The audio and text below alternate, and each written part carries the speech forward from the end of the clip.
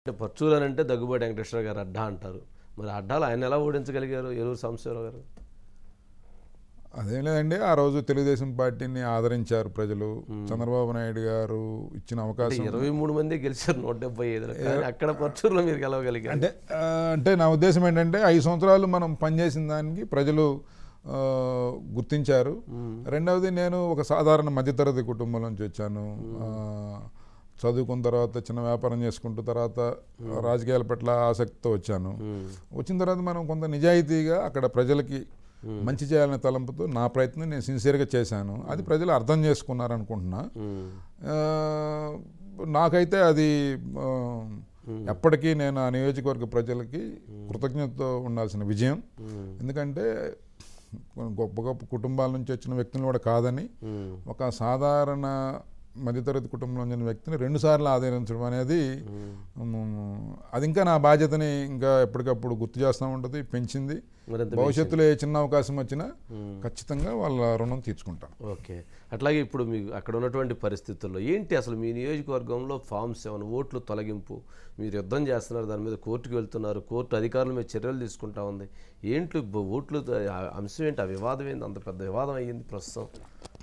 ఒక దుర్మార్గమైన ప్రక్రియకి శ్రీకారం చుట్టింది ఈ ప్రభుత్వం. ప్రజలను మెప్పించుకొని వారి మనసులను గెలుపొంది ఓటేయించుకొని అధికారంలోకి రావాలనుకుంటారు ఎవరైనా. ఇక్కడ ఏంటంటే వీళ్ళు మనకి ఎవడు ఓటు అయిపోతే వాడు ఓటు తీసేద్దాం, ఎవరు ఓటు వేయకపోతే వేయని వాళ్ళకి కొంతమంది, మనకి ఎట్లాగూ కొంతమంది ప్రతి రాజకీయ పార్టీకి కొంతమంది ఉంటారు, ఇటు సగం అటు సగం ఉంటారు. ఆ మధ్యలో ఎవరైతే మనకి ఎంత గ్యాప్ ఉందో చూసుకొని ఒక నియోజకవర్గానికి ఒక 20,000 25,000 ఓట్లు తీసేస్తే ఆటోమేటిక్గా మనం గెలుస్తాం ఖచ్చితంగా.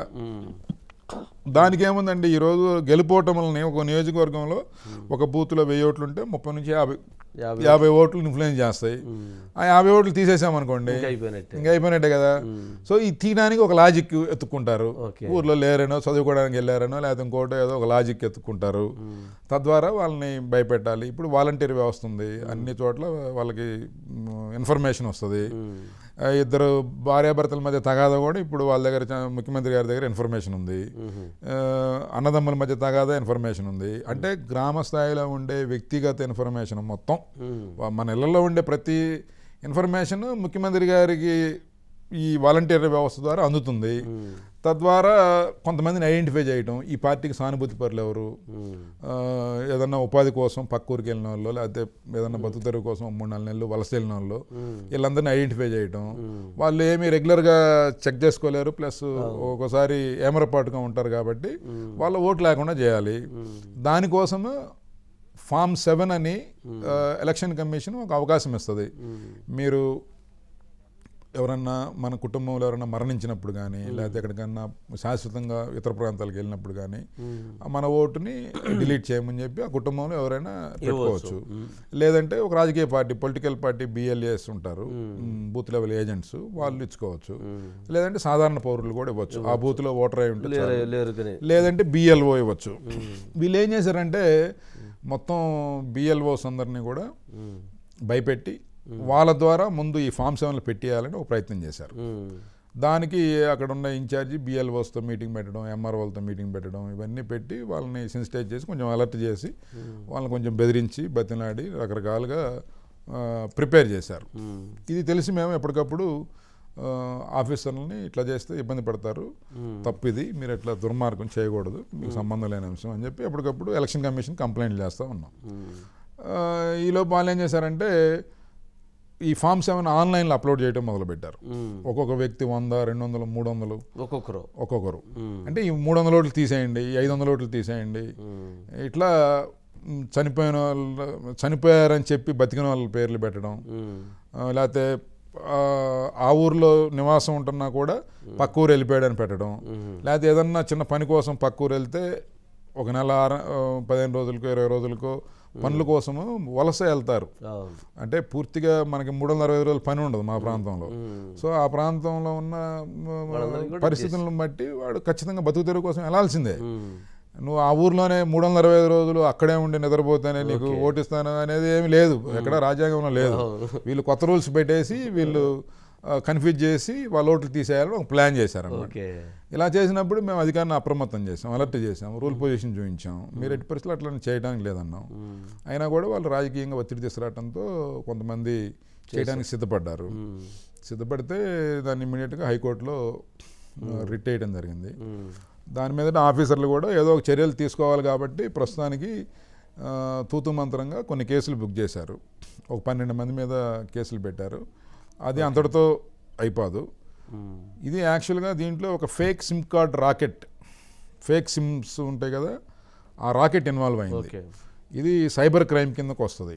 ప్లస్ ఇది గ్రామాల్లో విద్వేషాలని రెచ్చగొట్టే ప్రక్రియ కింద వస్తుంది. ఎందుకంటే ఒక వ్యక్తి 5 ఫామ్ 7 మాత్రమే పెట్టుకునే అవకాశం ఇచ్చారు. అంతకు మించి పెడితే ఈఆర్ఓ గారు డైరెక్ట్గా ఎంక్వైరీ చేసుకోవాలి. 10 ఒక ఫోన్ నెంబర్ కింద 10 ఓటీపీలే వస్తాయి ఒక్కసారికే. ఇప్పుడు 300 అప్లికేషన్స్ పెట్టాడంటే మిగతా 29 మంది ఇతను సహాయపడ్డారని. ఆ 29 ఎవరు, 29 సిమ్ కార్డులు ఇతనికి ఎక్కడి నుంచి వచ్చినాయి అది తేలాలి. దాని మీద ఎంక్వైరీ చేయాలి. ఆ 29 మందిని కూడా ఈ క్రైమ్లో ఇన్వాల్వ్ అయ్యారు వాళ్ళు. 29 అంటే మొత్తం టీమ్. ఇప్పుడు మొత్తం 189 మంది ఈ ఫామ్ 7 పెట్టిన వారు. వీరు కాకుండా ఇంకొక 1200 మంది దీని వెనక ఉన్నారు. 1200 సిమ్ కార్డులు వాడారు. ఎవరియో తెలియాలి. మీ కాన్స్టిట్యున్సీ వరకు, ఓన్లీ పర్చూరు నియోజకవర్గానికి సంబంధించి ఇలాగా స్టేట్ మొత్తం 7.5 లక్షల ఓట్లు పెట్టారు. 7.5 లక్షల ఓట్ల గురించి కూడా మేము ఫైట్ చేస్తున్నాం. స్టేట్ పార్టీ కూడా పూర్తి స్థాయిలో దీని మీద వర్క్ చేస్తుంది.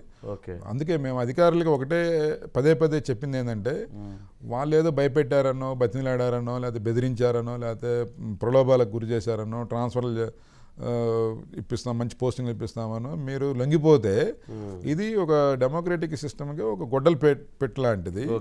ఇట్లాంటి జరిగితే ఇంకా ఈ వ్యవస్థ ఏముంటుందండి? సో మీరు ఇది తప్పు, ఇది చాలా పెద్ద తప్పు. ఇది ఈ తప్పు చేసి, అంటే ప్రజాస్వామ్యంలో ప్రజలకు కల్పించినటువంటిది హక్కు, ఓటు హక్కు. ఆ ఓటు హక్కు లేకుండా పోతే ఎంత సిస్టమ్ ఆర్గనైజ్ చేసేస్తే ఇంకేవాడు ఏం చేయలేడు కదా. ఓటు పోయిన తర్వాత నువ్వు ఇంకేం చేయలేవు, నువ్వు కావాల్సిన ఎన్నుకోలేవు, ఇంకా నువ్వు ఓటేయడానికి లేదు. సో అసలు డెమోక్రటిక్ సిస్టమ్కి పునాదే ఓటు.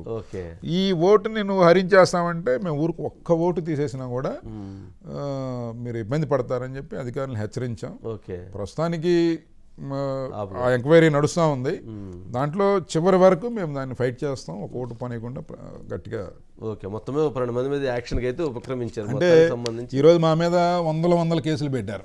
దొంగ కేసులు, పిచ్చి కేసులు, పనికిమాలిన కేసులు అన్నీ పెట్టి ఆత్మస్థైర్యాన్ని దెబ్బతీయాలి. ఒక్కోసారి ఏమైందంటే మనం ఒకటి అనుకుంటే భగవంతుడు ఇంకోటి రాస్తాడు. ఈరోజు వాళ్ళ పార్టీ, వాళ్ళ గవర్నమెంట్, వాళ్ళ పార్టీ నాయకుల మీదే వాళ్ళ ఆఫీసర్లతో కేసు పెట్టాల్సిన పరిస్థితి వచ్చింది. కోర్టు ఆదేశాల మేరకు తప్పదు అది. వాళ్ళు ఇప్పుడు ఆ 180 మంది ఎన్నికల్లో పోటీ చేయడానికి కానీ, ఎన్నికల్లో పాల్గొనడానికి కానీ అనర్హులు వాళ్ళు. ఎందుకంటే ఎలక్షన్ ఈఆర్ఓనే వాళ్ళ మీద కేసు పెట్టాడు కాబట్టి దేలే వరకు వీళ్ళు పోటీ చేయడానికి కూడా లేదు. వాళ్ళకి హక్కు ఉండదు, హక్కు పోయినట్లు అవుతుంది. ఫైనల్గా వచ్చిన